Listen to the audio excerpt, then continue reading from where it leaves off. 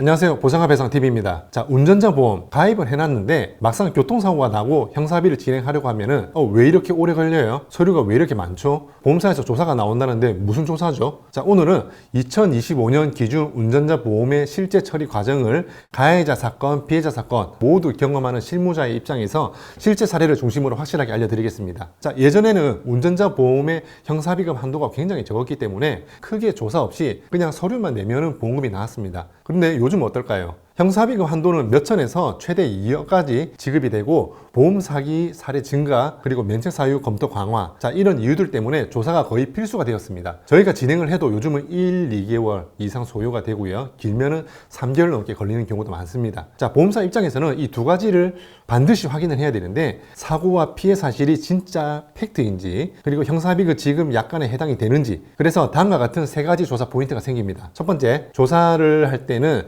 합의서의 진위 여부입니다. 먼저 확인하는 건 합의 금액이 일치하는지 여부인데 보험사에 제출된 합의서가 1억 원이고 수사기관에 제출된 합의서가 5천만 원이다. 자, 이런 경우는 허위 청구나 이중 합의 의심을 받을 수가 있고 조사가 즉시 착수가 됩니다. 그래서 보험금 지급이 거절될 수 있고요. 두 번째, 조사 포인트는 사고 및 상해 사실 확인입니다. 실제 사고와 상해가 사실인지 확인해 보는 거죠. 교통사고 사실 확인서, 피해자 진단서 또는 사망 진단서, 이 모든 서류의 진위 여부를 직접 확인합니다. 예전에 모 보험사에서 사무소 위조로 해가지고 보험 사기를 벌인 사례도 있었기 때문에 요즘은 실제 병원에 연락을 하거나 경찰서에 자료를 대조하기도 합니다. 그리고 세 번째, 형사처벌 대상 여부입니다. 가장 중요한 포인트 중 하나인데요. 예를 들어서 중상해 같은 경우에 운전자 보험에서 형사비금이 지급되는 기준은 검찰에 기소가 되거나 자배법상 상해급수가 1에서 3급 여기에 해당이 되어야 되는데 예전에는 상해급수만 맞으면 바로 지급을 했거든요. 근데 최근엔 판례에서 이렇게 말합니다. 단순히 상해급수가 높다고 해서 형사비금이 지급되는 건 아니다. 형사처벌 가능성, 즉